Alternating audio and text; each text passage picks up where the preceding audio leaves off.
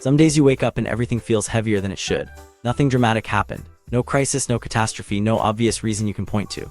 But your mind feels crowded, your body feels behind, and even small tasks seem to require more energy than they should. Maybe you have been scrolling too much. Maybe you have been comparing your life to people who only show the polished parts of theirs. Maybe you are tired of repeating the same patterns and calling it normal. Or maybe you are simply carrying more than you have admitted to yourself. And in moments like that, most people do what they have been trained to do. Keep moving, stay productive, push through, distract yourself, wait for motivation to return on its own. But sometimes the most useful thing you can do is not push harder. It is to pause, not the kind of pause where you avoid your life, not the kind where you disappear into distractions and call it rest. The kind where you stop long enough to see clearly what is happening inside you and around you. The kind where honesty becomes possible again. Because many people are not stuck because they are lazy. They are stuck because they have been moving so fast they have lost contact with what they actually need. Stop running from your feelings. A lot of people treat difficult emotions like intruders. Sadness is something to suppress. Anxiety is something to outrun.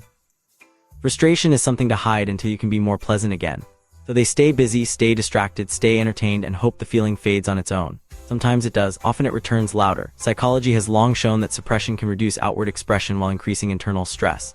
What gets pushed down does not always disappear. It often changes form. Irritability, numbness, overreaction, exhaustion, distance from yourself. Your emotions are not always accurate, but they are informative.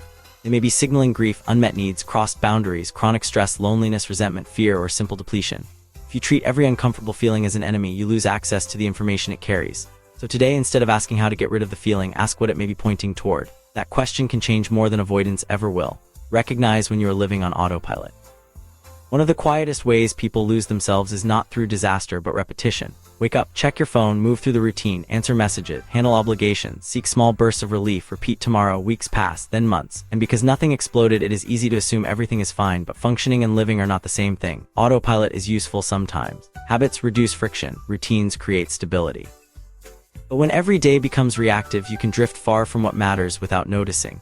Mentally healthy people are not people who never drift. They are people who notice drift sooner. They interrupt the pattern long enough to ask better questions. How am I actually doing right now? What has been draining me lately? What do I need that I keep postponing? What in my life feels alive and what only feels familiar? Awareness often begins with questions simple enough to ask and uncomfortable enough to matter. Understand that rest is not a reward you earn after breaking yourself. Many people were taught directly or indirectly that rest must be justified. You rest when everything is done. You rest when you deserve it. You rest after you prove your value. For some people, that day never comes. There's always one more task, one more email, one more thing to optimize. One more reason to postpone recovery. But your nervous system does not care about productivity myths. Human beings need cycles of effort and recovery. Tension fatigues, stress accumulates, sleep debt compounds, creativity drops under chronic pressure. Even motivation weakens when every day becomes extraction without restoration. Rest is not laziness, it is maintenance, and not all rest looks the same. Sometimes it is sleep, sometimes silence, sometimes movement.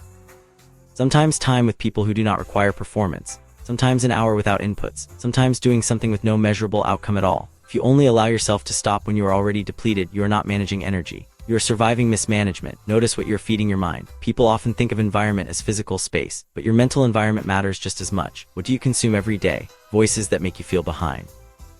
News that keeps you activated. Content built to trigger envy. Arguments you were never meant to carry. Endless stimulation that leaves no room to hear yourself think.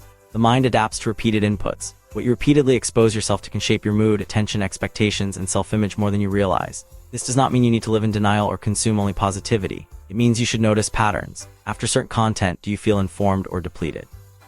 After certain accounts, inspired or inadequate? After certain conversations, connected or destabilized? Not everything that captures attention deserves access to your inner life.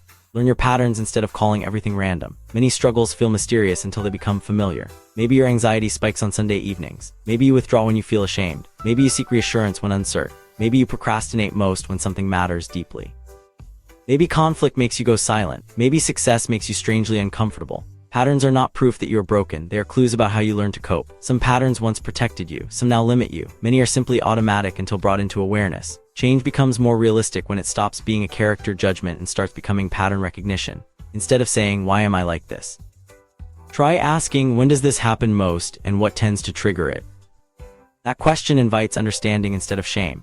Give yourself permission to change your mind. There are people living inside decisions they outgrew years ago because they think changing direction means failure. They stay in roles that drain them. Relationships that no longer fit. Goals they inherited but never truly chose. Identities built for an earlier version of themselves. Why? Because consistency is often praised more than honesty. But growth can look inconsistent from the outside. What made sense for you last year may not fit now. What once protected you may now confine you. What you wanted before may not match who you are becoming. Changing your mind is not always wisdom, but it is not automatically weakness either. Sometimes the bravest thing a person can admit is, this no longer fits. Stop waiting for the perfect moment to begin. Many people remain stuck because they mistake readiness for certainty.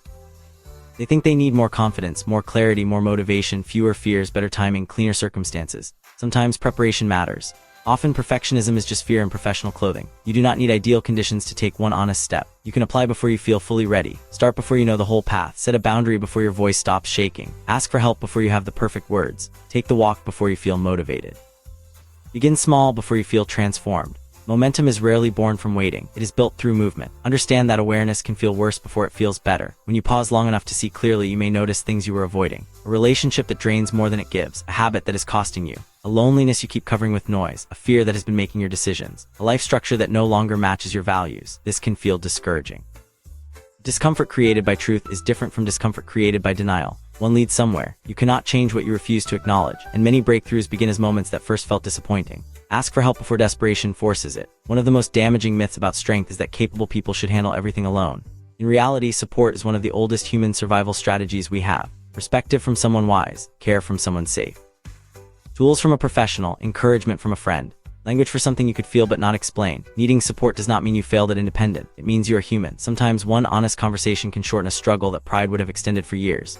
Keep checking in with yourself before life does it for you. Self-awareness is not a one-time breakthrough. It is maintenance. You do not pause once and become clear forever. You revisit yourself. You notice changes. You make adjustments. You catch small misalignments before they become crises. How am I really doing? What is draining me right now? What needs attention? What is going well that I keep overlooking? What matters most in this season? These questions do not solve everything, but they keep you in relationship with your own life, and that relationship matters more than most people realize. If today has felt heavy, remember this. Pausing is not falling behind. Resting is not weakness.